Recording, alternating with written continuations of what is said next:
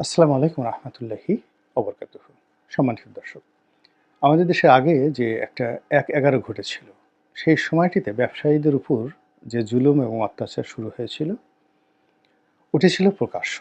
তালিকা করে, নাম করে, তারপর ব্যবসায়ীদেরকে দৌড়ের উপর রেখে এই বাংলাদেশের অর্থনীতির যে সর্বনাশ ঘটানো হয়েছিল, তার চাইতেও পরোক্ষ চাপ প্রয়োগ করে বর্তমান জামানাতে ব্যবসায়ীদের সর্বনাশ ঘটিয়ে ফেলা হয়েছে। বিভিন্নভাবে এই সমস্যাগুলো তৈরি হয়েছে। প্রথমত, প্রান্তিক লেভেলে যারা ব্যবসা-বাণিজ্য করতেন, ধরুন আওয়ামী লীগের যারা লোকজন, ছোট, ছোট দোকানদারি করতেন, ছোট একটা খামার চালাতেন।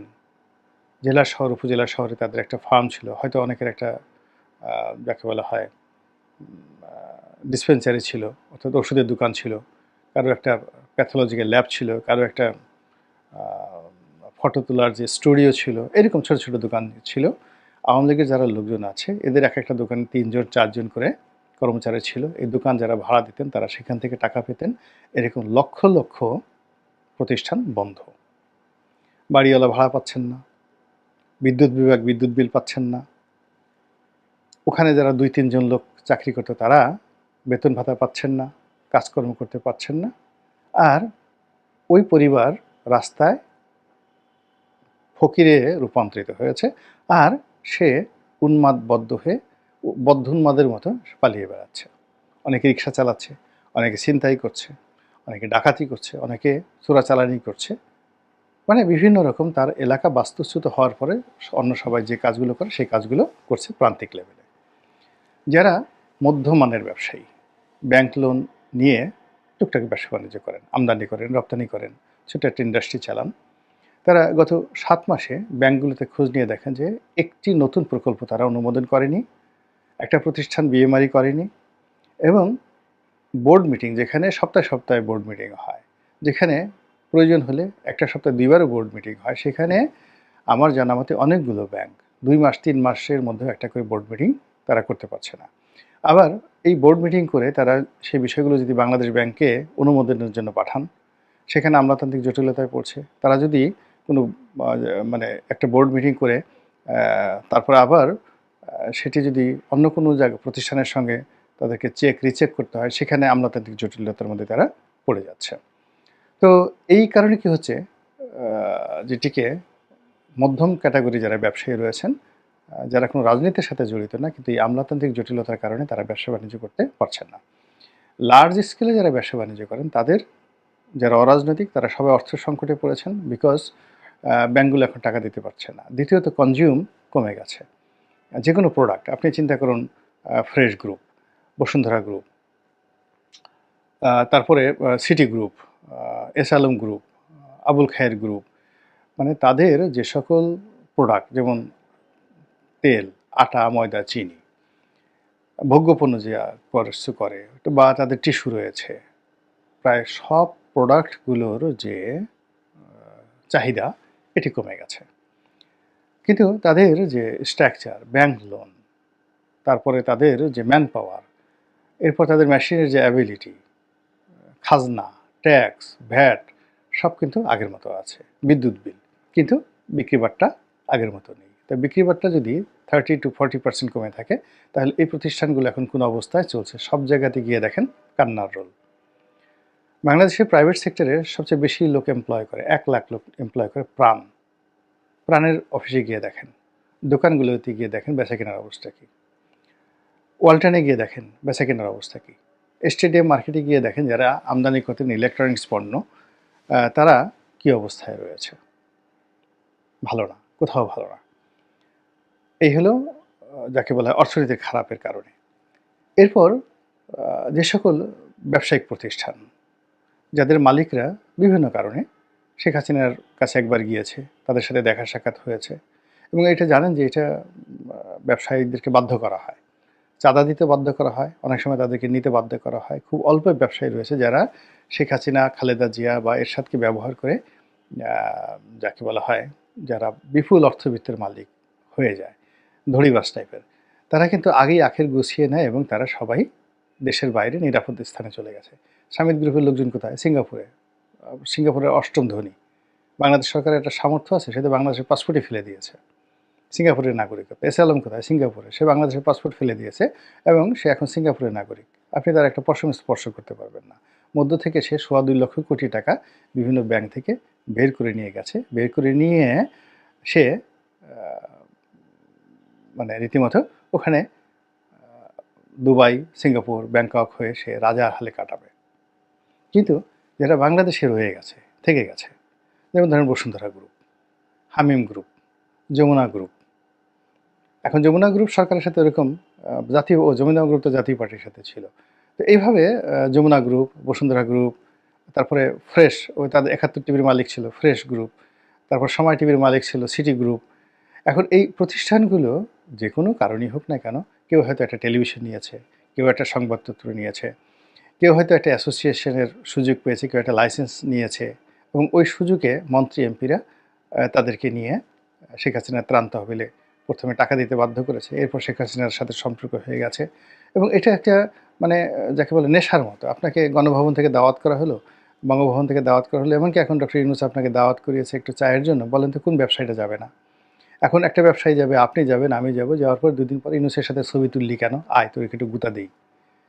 তো এই যে কালচারটা শুরু হয়েছে, এই কালচারের কারণে বাংলাদেশের কর্পোরেট জগতের বড় বড় ব্যবসা প্রতিষ্ঠানগুলো একেবারে ধ্বংস হয়ে গেছে, সিরিয়াসলি ধ্বংস হয়ে গেছে। এর উপর মরার উপর খাওয়ার ঘা যেটা শুরু হয়েছে সেটা হলো দুর্নীতি দমন কমিশন। আমাদের দেশে যেটা হয় সেটা হলো জাতীয় রাজস্ব বোর্ড এবং দুর্নীতি দমন কমিশন। প্রথম থেকে এই দুটো প্রতিষ্ঠানকে হাতিয়ার হিসেবে ব্যবহার করা হয়। এখন যে দুর্নীতি দমন কমিশন কর্তা ব্যক্তি এবং সেখানকার যারা উকিল, তারা বেগম খালেদা জিয়ার বিরুদ্ধে মামলা দিল, যে বিচারক রায় দিল, এখন সেই দুর্নীতি দমন কমিশনের যে কর্মকর্তা, তাদের বিরুদ্ধে আপনি কোনো ব্যবস্থা নিতে পারছেন না।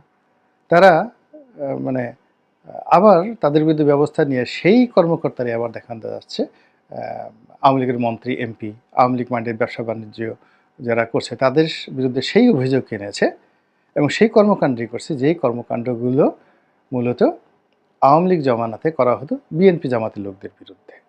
তাহলে পরিবর্তনটা হলো কি? একাতে ব্যবসা বাণিজ্য নেই, পুলিশি মামলা, তারপরে শেষে দ্বিতীয়ত দুর্নীতি দমন কমিশন, জাতীয় রাজস্ব বোর্ডের এই ঝুঁকি ঝামেলা, এর ফলে কর্পোরেট হাউসগুলো একেবারে রীতিমতো তছনছ হয়ে গেছে, রীতিমতো তছনছ হয়ে গেছে। এই যে ব্যবসা বাণিজ্যের এই ঘটনার প্রাইভেট সেক্টরের বাইরে এখন পাবলিক সেক্টরে আসেন। আমাদের দেশে বছরে গড়ে সরকারি অনুদান, তারপরে এডিবি যেটা অ্যানুয়াল ডেভেলপমেন্ট যেটা ফান্ড, তারপরে বিভিন্ন প্রকল্প, এই সব মিলিয়ে বছরে সরকারি কর্মকাণ্ডে অলমোস্ট 4.5 লাখ থেকে 5 লাখ কোটি টাকার কাজ হয়। সেই কাজগুলো এলজিডির মাধ্যমে হয়, রোডস অ্যান্ড হাইওয়ের মাধ্যমে হয়, স্বাস্থ্য মন্ত্রণালয়ের মাধ্যমে হয়, শিক্ষা মন্ত্রণালয়ের মাধ্যমে হয়, শিক্ষা মন্ত্রণালয়ের ফ্যাসিলিটিস ডিপার্টমেন্টের মাধ্যমে হয়, ক্যান্টনমেন্টের যে মানে সেনাবাহিনীর যে কর্মকাণ্ডগুলো সেখানে হয়, পুলিশের মাধ্যমে হয়, সব মিলিয়ে ধরুন 4.5 থেকে 5 লক্ষ কোটি টাকার। এবং এখানে অন অ্যাভারেজে 3 বছরের 3টি অর্থ বছরের ফিসক্যাল ইয়ারের ট্রানজ্যাকশন হয়। মানে এখন যে কাজগুলো করছে সে প্রকল্পটা হয়তো 3 বছর আগে নেওয়া। তো এই 5 লক্ষ কোটি টাকার যে কাজ প্রতি বছর হয়, এর এগেনস্টে 15 লক্ষ কোটি টাকার ট্রানজ্যাকশন হয়। তাহলে শেখ হাসিনা চলে গেছে আগস্ট মাসের, কিন্তু তিনি যখন চলে গেছেন তখন তো এই 15 লক্ষ কোটি টাকার যে চলমান কাজগুলো, হয়তো অনেক কাজের 50% হয়েছে, অনেক কাজের 20% হয়েছে, অনেক কাজ টেন্ডার হবে, ফান্ড বরাদ্দ আছে, অনেক কাজ হয়ে গেছে কিন্তু এখনও ফান্ড প্লেস হয়নি, কিন্তু কন্ট্রাক্টররা ওয়ার্ক অর্ডার পেয়ে কাজ করে ফেলেছে। আবার ওই ফান্ডের এগেনস্টে বিদেশ থেকে টাকা আসবে বা লোকাল রাজস্ব আসবে, এটা একটা বিরাট চক্র। তো সব মিলে শেখ হাসিনা যখন চলে গেছে তখন প্রাইভেট সেক্টরে কত লক্ষ টাকার কাজ হয়েছে does not matter, but government সেক্টরে 15 লক্ষ কোটি টাকার একটা transaction pending, half pending, finished, unfinished এই অবস্থা রয়ে গেছে। এখন এই সরকার ক্ষমতায় এসে গত 7 মাসে দেখুন তো কত লক্ষ কোটি টাকা ছাড় করেছে, কত লক্ষ কোটি টাকা মানে বিল পেমেন্ট করা হয়েছে। এবং এখানে এই যে যারা কন্ট্রাক্টর, অনেকে কাজ বন্ধ রেখেছে, অনেকে কোম্পানি বন্ধ করেছে, অনেকে কোম্পানি মানে অসম্পূর্ণ কাজ রেখে বাংলাদেশ থেকে পালিয়ে গেছে।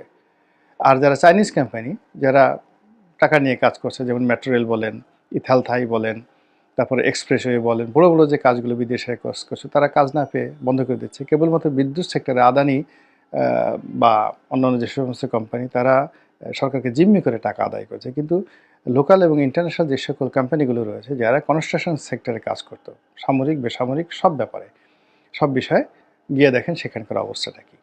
এবং সেখানের লক্ষ লক্ষ শ্রমিক বেকার। এই যে মেট্রো রেলে যারা কাজ করতেন, তারা এখন কী করতেছেন? এক্সপ্রেসওয়েতে যারা কাজ করতেন, এরা তো চীনা কোম্পানি, মূলত হাজার হাজার তো বাংলাদেশের শ্রমিক, যারা শেভরনের মতো কোম্পানিতে চাকরি করতেন। তো এই অবস্থাটা কি হয়েছে? তো সরকারি যে প্রকিউরমেন্ট, তারপরে সরকারি যে প্রজেক্ট, এই প্রজেক্টগুলো এখন পুরোটা মুখ থুবড়ে পড়েছে। ১। ২ নম্বর হলো যে আপনি দেখবেন যে শেখ হাসিনার জামানাতে প্রতি মাসে অন অ্যাভারেজ একটা করে একনেক বৈঠক হতো। তারপর কোনো মাসে ২ বার ৩ বার করেও কিন্তু একনেকের বৈঠক হতো।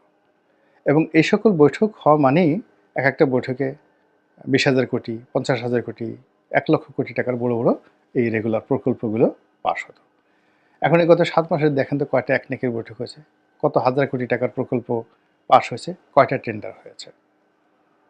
হয়নি, খুব অল্প। ফলে কি হলো? এই যে ১৫,০০,০০০ কোটি টাকার সাথে যে সকল দেশি বিদেশি ব্যবসায়ীরা জড়িত, তারা সবাই পথে বসে গেছে। সবাই পথে বসে গেছে। খালি লাফালে তো লাভ হবে না। আগে বুঝতে হবে যে আপনি কি করতেছেন। ওখানে বসে আপনি মনের আনন্দে তালি বাজাবেন, তারপর শেষে এখানে বসে ফু দিবেন, তারপর শেষে আনন্দ করবেন, স্বাধীনতা অর্জন করেছেন। Does not matter. অর্থ ছাড়া কখনো স্বাধীনতা রক্ষা করা যায় না। তো সেই অর্থনৈতিক সংকটে আমরা এখন কিভাবে পড়েছি, এই জায়গাগুলোতে আপনারা পারলে আমার সঙ্গে মানে কথা বলেন, উত্তর দেন যে কি হলো। প্রাইভেট সেক্টরের কথা বললাম, এরপরে আসেন পাবলিক সেক্টরের কথা। এরপরে যতটুকু হচ্ছে, একেবারে যতটুকু হচ্ছে সেটা হলো বিল, মানে কিছু কিছু এমার্জেন্সি কাজ আছে, যেমন টাকা ছাপাতে হবে। তারপরে মেট্রো রেলের জন্য আপনার এই যে এটিএম কার্ড, যে কার্ড দিয়ে পাঞ্চ করা হয়, সেই কার্ড ছাপাতে হবে। তারপর সিকিউরিটি পেপার, যে বিভিন্ন আমরা যে দলিল দস্তাবেজ লিখি, এই সিকিউরিটি পেপার, কার্টিস পেপারগুলো ছাপাতে হবে। এরকম অনেকগুলো গুরুত্বপূর্ণ কাজ আছে যেগুলো রাষ্ট্র স্ট্যাম্প ছাপাতে হবে। তারপরে সেনাবাহিনীর জন্য বন্দুক আনতে হবে, তারপরে পুলিশের জন্য গুলি আনতে হবে, টিয়ার শেল আনতে হবে। এই মানে রাষ্ট্রের এমন কতগুলো কাজ যেগুলো, পেট্রোলিয়াম আনতে হবে, তেল আনতে হবে। এই কাজগুলো করা ছাড়া আপনার কোনো উপায় নেই। এখন এই কাজগুলোতে আইটি সেক্টর থেকে শুরু করে অন্যান্য সেক্টরগুলোতে সব জায়গাতে ঘুষ দিয়ে নিতে হয়। এলজিইডিতে সাধারণত 2% থেকে 7% পর্যন্ত ঘুষ লেনদেন হয় এলজিইডিতে, হতো আর কি আগে। তারপর অন্যান্য মন্ত্রণালয় ধরেন 5% to 10%, রোডস অ্যান্ড হাইওয়েসে দেখা গেল যে 10% to 25%। তারপরে পানি উন্নয়ন বোর্ডে দুর্নীতি হয় 10% to 50%, এবং কোনো কোনো ক্ষেত্রে 80% পর্যন্ত দুর্নীতি হয়। মানে যেগুলো যে পাথর বোল্ডার ফেলে, সেই বোল্ডার ফেলার ক্ষেত্রে 80% পর্যন্ত পানি উন্নয়ন বোর্ডে দুর্নীতি হয়। এই ঘটনাগুলো হচ্ছে। তারপর আইসিটি মিনিস্ট্রিতে, সেখানে পলকের ওই মিনিস্ট্রিতে 5 থেকে 7% অন অ্যাভারেজে সেখানে দুর্নীতি হয়। এখন খোঁজ নিয়ে দেখেন তো কী হইতেছে। 25%-এর নিচে, মানে কোনো জায়গাতে আপনি কথা বলতে পারছেন কিনা, অর্থাৎ এমার্জেন্সি একটা জিনিস লাগবে, সেই কাজটি করানোর জন্য সংশ্লিষ্ট কর্মকর্তা সে 25% ঘুষ চাচ্ছে। আবার সে কেন চাচ্ছে? এর কারণ হলো, সে তো এই সময়ের মধ্যে নর্মালি একটা পদে আসতে যদি মানে ১ কোটি টাকা লাগে, সে তো ৫ কোটি টাকা দিয়ে এসছে, ফলে তাকে তো বেশি টাকা লাগবে। এই গেল ২ সমস্যা। ৩ নম্বর সমস্যা হলো, যে কন্ট্রাক্টর সে এই 25%, 30%, 40%, 50% অ্যাডভান্স ঘুষ দিয়ে সে এই কাজ করতে পারবে না, পারছে না। সে না পারার কারণে কী হচ্ছে, কোথাও কোনো ওয়ার্ক অর্ডার ইস্যু হচ্ছে না। না হওয়ার কারণে অনেক গুরুত্বপূর্ণ জিনিস আমাদের এই দেশে, যেগুলো এই মুহূর্তে শর্ট দেখা দিয়েছে। এখন পাসপোর্ট তো আপনাকে ছাপাতে হবে। তো পাসপোর্ট ছাপাতে গিয়ে যে এই কর্মকর্তার, প্রকল্প পরিচালক, সে যদি বিরাট একটা ঘুষ চেয়ে বসে, তাহলে কী করবেন আপনি বলেন তো? পাসপোর্ট যদি না থাকে আপনি কীভাবে চলবেন? তো এইভাবে আসলে পুরো ব্যবসা বাণিজ্যে লাল ফিতার দৌরত্ব, আমলাতান্ত্রিক জটিলতা, অর্থনৈতিক সংকট, তার সঙ্গে সঙ্গে বিভিন্ন রাষ্ট্রীয় বাহিনী, রাষ্ট্রীয় সংস্থাদের হয়রানি, রাজনৈতিক পলিটিক্যাল পার্টিগুলোর টাউটারি, বাটপারি, সন্ত্রাস, চাঁদাবাজ সব মিলিয়ে পুরো দেশের যে ইকোনমি তছনছ করে ছেড়ে দিয়েছে। মহান আল্লাহ আমাদের সবাইকে হেদায়েত দান করুন এবং হেফাজত করুন। আসসালামু আলাইকুম রহমতুল্লাহি ওয়া বারাকাতুহু।